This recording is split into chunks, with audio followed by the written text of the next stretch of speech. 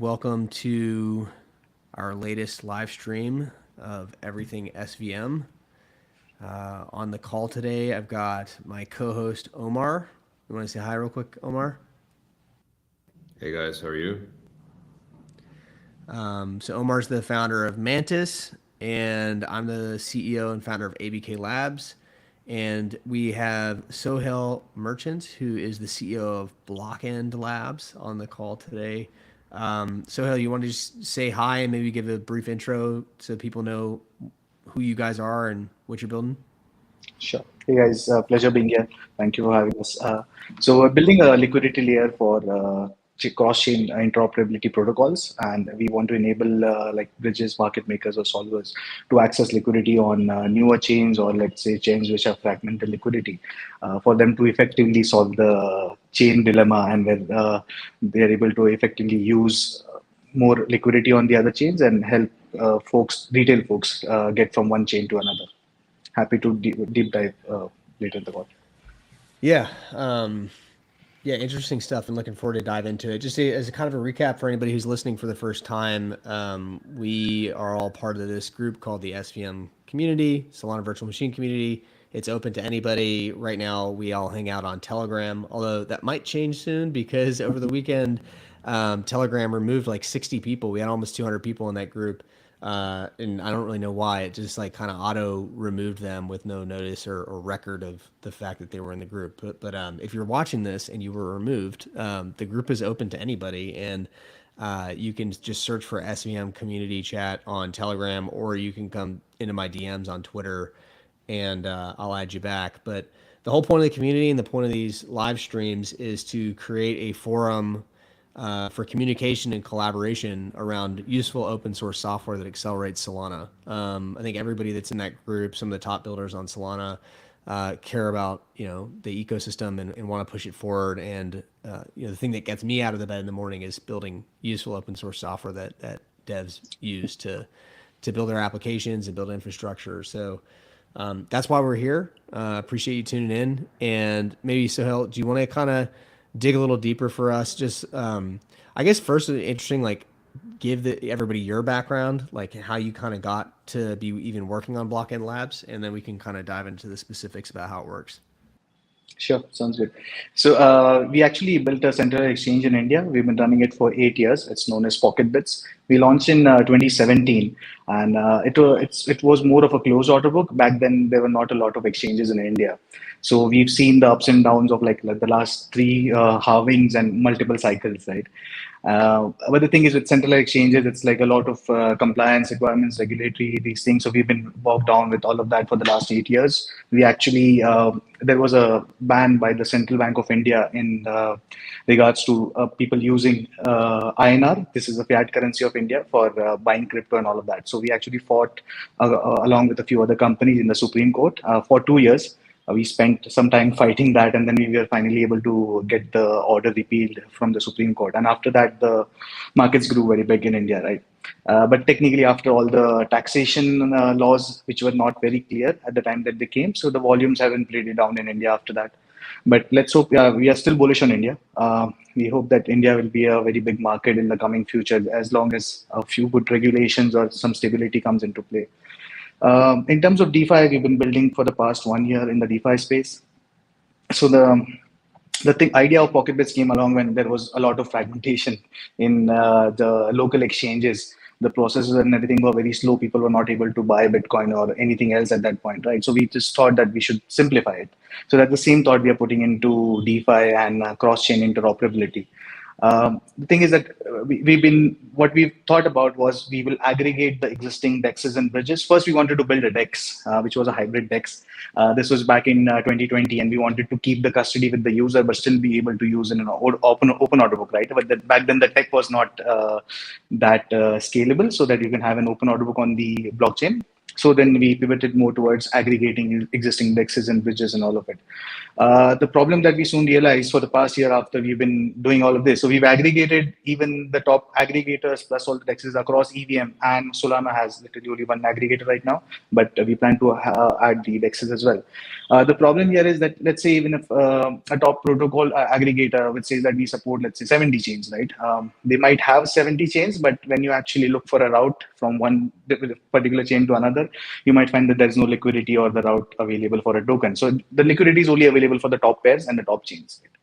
So that's when we thought about how do we solve this further? How do we solve it for so the bridges also support, let's say, 7 to 10 chains at the max, and that's the base. And right now we have like 300 blockchains active, and according to L2B, there are like 89 more layer 2s coming up soon enough. So that is going to be a huge problem, right?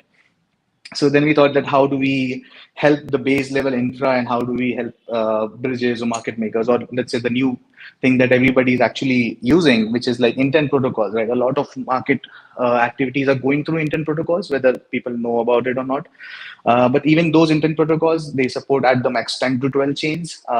And the few top ones are just market makers because they have enough liquidity to distribute across these chains, right? For you to actually be able to solve these intents, you need to have liquidity on all the other chains to be able to give the user a output in a split second auction or something, right? So that's what we are trying to solve. What we are building right now is a kind of a matching engine in sorts of a liquidity matching engine, where we are able to give access to solvers and market makers to new markets, probably build markets with the newer chains, and help them get the liquidity there. It was like some most importantly, it was coincidence of wants, or let's say P2P matching in some sense, where we are able to match multiple solvers or market makers where they don't have liquidity on a particular chain, so we can match them, and the liquidity itself is sent on that chain itself as a normal transfer. There's no bridge involved in that. And second element to that would be like micro liquidity pools of stable coins and strategically placed assets in newer chains, like very new chains, right? Where there is no liquidity. So even if you want to bridge to that chain, there is no bridge or anything that exists there. So we plan to enable liquidity there, so you can at least have some initial bridges or solvers be active on those chains. All of this auction and all the liquidity matching happens in the SVM, and we can touch base on more on why SVM if you guys want to. Yeah, I would love to hear that more about how that works. So you're doing all this is built using the Solana virtual machine, is what you're saying? This like yes, interchain interoperability is using SVM. Yeah. So the thing is that if you want to actually have a state machine or something on the blockchain which interacts with, our aim is to actually do it for 400 blockchains by the end of 2025, because we know by the end of 2025 it will be 400 blockchains live, right? So if you want to do that, you'll have to have a matching engine or a system which is on chain and pretty fast for it to be available with the speed of the other chains. So technically in this link, you are as slow as the slowest chain in the markets, right? So that's why we chose SVM as the ideal go-to. Ideally we would build it on Solana layer 1 itself, but as you guys very well know, the congestion problems and everything, right? And we don't want to bog down the main network itself. Plus, with our SVM itself, we'll have more flexibility in terms of landing transactions. And if you want to do like matching in milliseconds, so having the custom SVM is much more feasible for us. And then we could batch all of these together and then push it to the L1 for proof verifications. So that's the whole idea. So is this going to be like a sovereign SVM chain, or is this going to be like a rollup that is posting data to Solana, or what's the approach there? Yeah, so mostly a rollup right now, because we want to be, for our specific use case, we want to modify multiple different things, right? Maybe in the future, if like people want to use our existing tech, then we could expand to a proper L2 with a distinct validator set or something. But right now it is more for our use case, and so that we can just use it for the lowest latency possible and to execute our transactions. That's the idea. Can you dig into like how you're customizing the SVM or the validator to enable what you need done? So we're just getting started on the SVM part, because we've been aggregating the existing liquidity right now. So we've been working on that. This month we've been starting working on the SVM. But most of the things that we see an issue where we need customization is one on the light client side, wherein we need more options to actually be able to verify the proofs on different chains. The other is the interchain messaging or the relayers, right? There are obviously multiple solutions, like Mantis is using IBC and they've had their custom version of that. But we still think that there could be multiple options that can be explored. So the biggest problem right now is if you want to be an intent protocol per se for retail, the biggest moat is fast execution. Like for example, Bridge has to do it in a couple of seconds, right? But then you make do with centralization because it's a bit centralized in that sense, and the solvers take on the risk of finality. Now, if you want to actually have and go through the finality aspects of things, if something is coming from Ethereum, you'll have to wait 30 minutes for the finality to happen, right? So a retail market or retail participant won't like to wait for that. But ideally, if it's a intent protocol who needs to, intent solver who needs to settle their inventory or rebalance their inventory from multiple chains, and if they're able to do it in an efficient way rather than using the canonical bridges, they're okay to wait for the finality aspect as long as they get a good fill, right? So what we are trying to do is right now we are just understanding the base aspects. I don't think we need any core changes in the available SVM ecosystems. There are multiple rollups as a service systems available right now. A few people are building that. Also, Roam Protocol is building a shared sequencer. So we are still looking into that if we can use that element. So we don't want to reinvent the wheel, but we want to build with the community, right? So we need to, as an SVM ecosystem, as we are all of us are pretty early. So we want to ideally figure out what is the best technology to use rather than using or making a new technology and then again ending up with more fragmentation rather than aggregating or building things together. So that's what we've seen in the EVM ecosystem, right? And even for EVM, there are like hundreds of interoperability protocols, but most of them can't talk to each other as well. So that they're saying that we are solving for fragmentation, but they're actually creating more fragmentation.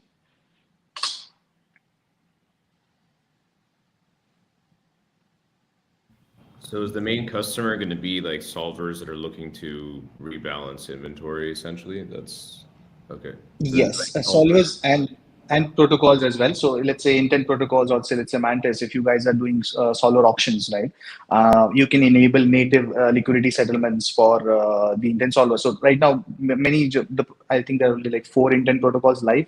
Most of them settle the assets on the source chain, right? And specifically, if it's like a tail end asset or something, the solver gets tail end assets on different chains. They have to actually swap and rebalance and get the liquidity on their particular chain, right? Plus, as we'll be able to net off the transactions across chains, we'll limit the bridging to the minimum, plus be able to pass on the liquidity on the same chain itself rather than actually going through a bridge. Okay, and which chains are you guys most interested in for launch? For launch, ideally all of EVM and Cosmos. So SVM is by default supported, right? So our base is Solana, so that's the first thing. But if you want to support the interoperability part, then all of EVM mostly. So even with our aggregation right now, by the end of this month, we should be live with 70 chains. These are all existing liquidity solutions. So if there is a route that exists for you to get from one chain to another, you'll find it with us. So we have like 2 products. One is the Fusion, which is the aggregator, and that can be plugged into any DApp or any protocol for them to actually do one-click transactions across chains using existing protocols and bridges and DEXs, right? And then we have Lex, which is the liquidity exchange, which will be the SVM version that we're building. Got it. Okay, makes sense. So it sounds like the other product is live today. Yes, find that private beta as of right now. We want to actually do a lot of testing, but then we'll be probably by the end of the month we'll be doing a public launch for that. Makes sense. And so it's interesting for both products. What's your go-to-market strategy? Given you live in India, but the market for India sounds like it's a little bit tough right now. Like, what's your focus from how to bring this to market? So in terms of India, it's not tough for people to build products or probably in the DeFi space or anything. The tougher problem is with, let's say, if you do on ramps and off ramps. So that's what we already do, right? And we've been in the market for long. But this product, we are not targeting, let's say, just region specific. But let's say for Fusion, GTM is more to tie up with existing dApps and protocols to build our aggregator natively into their systems. So, for example, whenever you're building a decentralized application, you don't need to worry about how many integrations should I do, because every new protocol they launch on a particular chain. Then, let's say 6 months or 1 year down the line, they start integrating more chains, and that it's an endless process of integration, right? So, we want to eliminate that for them. They can use our APIs and SDKs to bake cross-chain interoperability right inside the protocol. So, the users, whenever they come, they can bring any chain and any token and still be able to get in. because ideally you don't want people to go away from your tab and go to Uniswap or find dbridge and get all of those things done, right? And God forbid if you use wormhole, then you'll end up stuck somewhere in between the line, and you'll have to claim 10,000 times to just get your money back. So that's the GTM for Fusion. And for Lex, we are actually in discussions with a couple of solvers plus all the other market participants in the liquidity space as well. So there are a couple of folks who are building like Everclear, Nomial, Catalyst AMM, right? So the way we plan to build it is not build a separate layer. A few of these folks are building in a way that you have to integrate inside the intent protocol for it to work as a settlement layer, right? So we are not a settlement layer. We are just providing liquidity. And by default from day one, we have to be interoperable with all of these providers, so even they can access our liquidity and use it on any chain. So that's the GTM ideally. Mostly it's B2B, right? For retail, we are making a small front end for users who can use it. It's known as lazy.exchange. It is right now live in beta. So if you just want to swap from one chain to another, you could do it there. Are there any like privacy? So I guess like trying to understand a little bit more about why you guys want to customize the SVM and what customizations you guys are going to be doing is like, so one of the reasons we have been customizing the SVM, obviously for IBC, native IBC interoperability, but also like privacy and the ability to do hooks for options directly into the validator client. Are there like specific considerations that affect your design that you think you will try to implement directly into the SVM? Yes, ideally we would like to work with Hyperlane is the one we are thinking about right now, because IBC we've explored. There are some inherent things that we still have to figure out if they can work very well with so it's not about just the existing chains right now. So let's say 300 chains are live, IBC supporting 100 right now, right? They might be flexible with this, but for us to actually integrate them to a very new chain, which is coming up as a layer 3 or something, it might be an endless loop of customization, right? So we might go our own route of doing things, but we would prefer to not do that. AgLayer and Hyperlane is something that we are looking at. The problem with IBC again is the wrap and mint part, so where you have to wrap an asset on one side and then probably have a minted version on this. We would ideally like to be more of a native asset bridge, and initially we'll enable liquidity in terms of only stable coins, and these stable coins would be like native stables to that particular chain. We don't want to end up where like Avalanche had wormhole USDC first, then Axelar USDC, and then USDC came in and they were like that. Now you have like 5 different USDC versions on Avalanche, sorry. And then that becomes a big problem, right? So we want to issue native assets directly on these chains. So yeah, Well, but messaging is a big issue. You mentioned AgLayer. Brendan Farmer, who's the co-founder of Matic Polygon, is in the SVM community chat, and I think like there are maybe a couple of teams that are looking, because AgLayer's like, I don't probably people don't necessarily realize this, but the whole thing's open source, right? And it can be used. Anybody can fork it and use it, and I think they've done a ton of research on like ZKP and things like that. Right. So feel free to ask. Yeah, the proofs are the biggest thing also that we'll be looking for. Like when you have a roll up in the SVM, you have a block of transactions, right?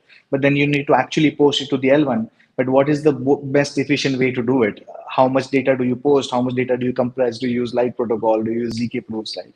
So all of that is in its infancy right now, in our end at least. So we'll be looking at all of the other folks building in SVM to probably take the right decision. Yeah, it's a challenging one. I'd be curious to see if Eclipse actually does the AgLayer integration at some point. But yeah, I mean, like AgLayer is cool theoretically. I think it's going to take quite a long time to actually see this occur in real life. I could definitely see AgLayer becoming like a pretty useful thing, the same way that ZK Sync thinks about L3s. So settling basically like additional app chains or rollups on top of Polygon itself, but I'm just concerned like the usability for everybody else basically with an AgLayer.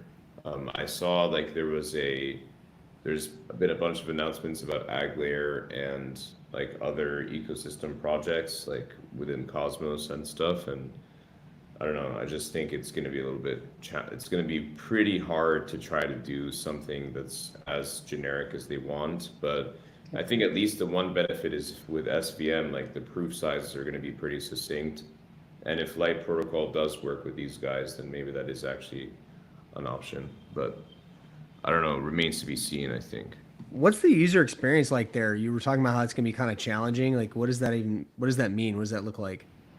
Well, so I mean, the way AgLayer basically works is you have like proofs of essentially, I'm not sure if it's every block or if it's a batch of blocks being posted to the same location, and because of that, you get interoperability because you have like proofs from every chain here and proofs from every chain there. So if you need to be able, if you want to move from one place to another, you can kind of like magically move because you have the state roots and all the data necessary to allow for this interop. So like that's like AgLayer is like a transport protocol, but you still need like a primitive to decide like, okay, are we doing burn and mint or lock and whatever? So it's sort of like replaces the verification layer associated with like say a layer 0, which looks at your transaction and has like a relayer and Oracle, for instance, or IBC in this case, where you have like light clients on every side. In this case, you just have proofs, and it's like everything is ZK end to end, and that's how you're able to do like interop between these different ecosystems. The challenge is like if it's all within the EVM context and they're all built using the same, SDK, like Polygon CDK as an example, like that's really simple. Like that's pretty straightforward because like you only have to do all the proof stuff once.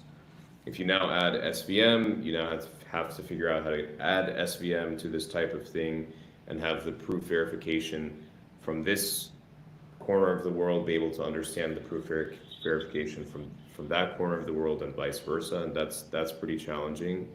But yeah, like theoretically, like this vision that they have is that it becomes like magic, essentially. Like interop is just magic and very fast and very cheap, and like defeats the purposes of essentially IBC. In our perspective, would just become the like transport, like ICS 20, like how people move assets from lock and mint, for instance. You still need those set of standards for interop, but at least the verification would be potentially even sub-second if the ZK tech advances fast enough to get to that point. One thing good about IBC is that there are these, I'm not sure, interchain accounts or something that you call, where you can actually have a state of all these contracts and you should stream it. That's one interesting thing. The reason we are exploring Hyperlane more is because they have a permissionless layer of, like, you can use your own relayers or you can use the network relayers. Plus you have the option to actually choose what level of finality or security you need at what stage. So let's say for wormhole or layer 0, there might be strict requirements that, okay, you have to have a certain level of finality on a particular chain, then only the message passes to the second party, right? But if you are for certain use cases, you might not want to wait for finality, or maybe let's say you're building for a solver protocol and the solvers are willing to take on the risk of finality. So in that case, you should be able to extend it further. You should be able to have that option that, okay, I'm willing to take on the risk. Just give me the event as soon as the block is broadcasted. As soon as there's one block confirmation, I don't want to wait for 30 block confirmations, right? A lot of let's say for XLR, they have something known as, I'm not sure about the term, but they have something where you can actually have a collateral in place and get your messages sent out faster.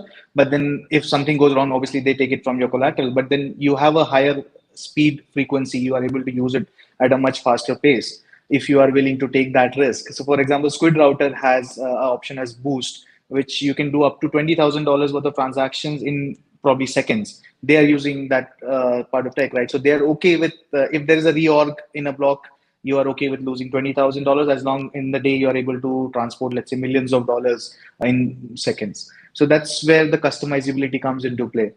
And a few of the existing cross-chain message protocol, they lack that a bit. Yeah, exactly. I think this is one of the things we've been thinking about is like, what's the next evolution of IBC? And I think for us, like we're beginning to view IBC a lot more and more as becoming a mechanism for verification, like decoupling light client verification from IBC transport like standards. because like, yeah, like we want to be able to give users the fastest experience possible. And that basically means solvers should be able to fill people's orders, even if they're just simple bridging transfers from one chain to the next.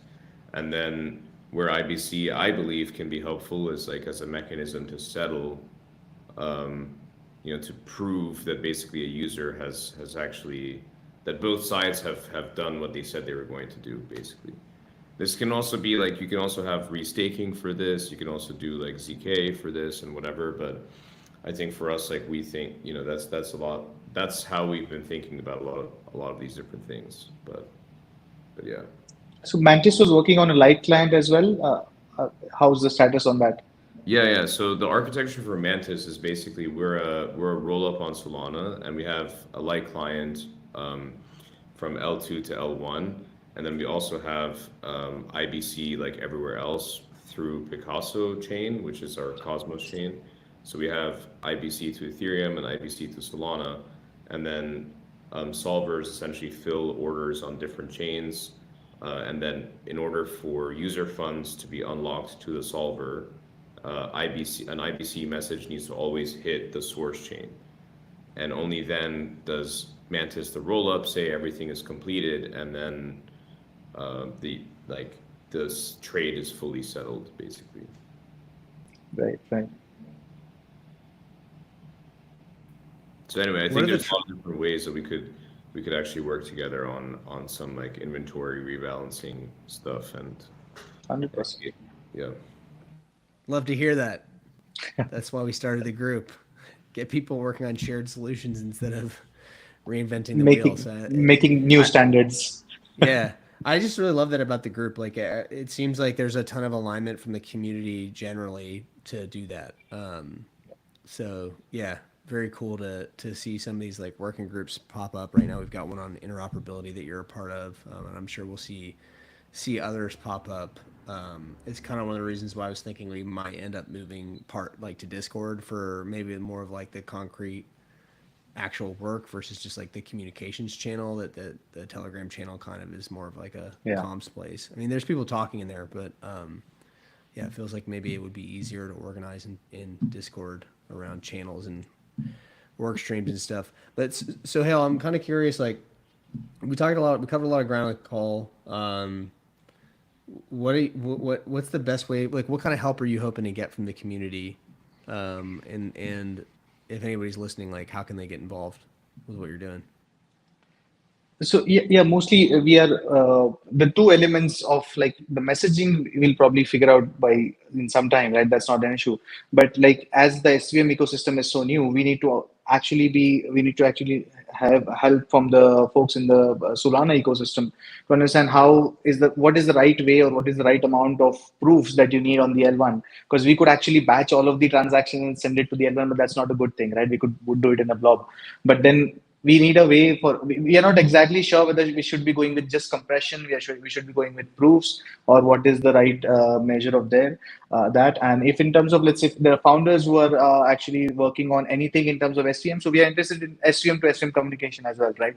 So like bridging between SVMs, or there's communication, so we don't end up with, let's say, 100 different wrapped version of particular asset on all of these SVMs. That is one thing also we are concerned about. And so if you're building interop between other chains, let's not forget talking to, like, I think by the end of the year we'll have the double the number of SCMs that we have right now. That's what I think will happen. So for that to work, we need more solutions in place. Other thing I would request is, if possible, let's get some wallet players in there in the community, because if you are having multiple SVMs live, and if we go the same route as Ethereum, where you have to add your RPCs manually, and for the user to actually do all of that things again, which you are trying to solve, then that would become a huge problem, right? So now is the time where you can actually think about those things and solve them for the future. Whenever you're connecting to exchange. Armani from Backpack is in there, and they've made a pretty big effort. Like, they kind of put a stake in the ground saying that they'll support basically every SVM chain. So it's been good to see them. But yeah, I think we could use. There are many other wallets that could be in the group. So hopefully we can recruit Basically, them. you don't have to think about SVMs as another chain, right? You just have to think about as them as an app. So you don't have the user doesn't have to take an extra Yeah. step to go and interact with the chains or the balances or something. That should be natively built in. Yeah, agree. Yeah, and and Soul should just work there on like all Yeah. of them. I kind Yes. of feel like Absolutely. that makes a lot of sense. All right, well, hey, we're at the top of the show here. Like, was there anything? What did we not ask you that you wanted to talk about, or anything that we missed? Um, I think we covered most of the ground. I think, and we had a lot of discussion in the SVM community call as well. So yeah, I think we are covering good ground. But we need to have more community calls, I think, Yeah, to for keep all of sure. us We'll updated. we'll hopefully do one soon. Well, hey, thanks for coming on, and we'll see you back in the chat. Pleasure. Thank you for having me. Thanks so much. Have a good day, guys. Bye.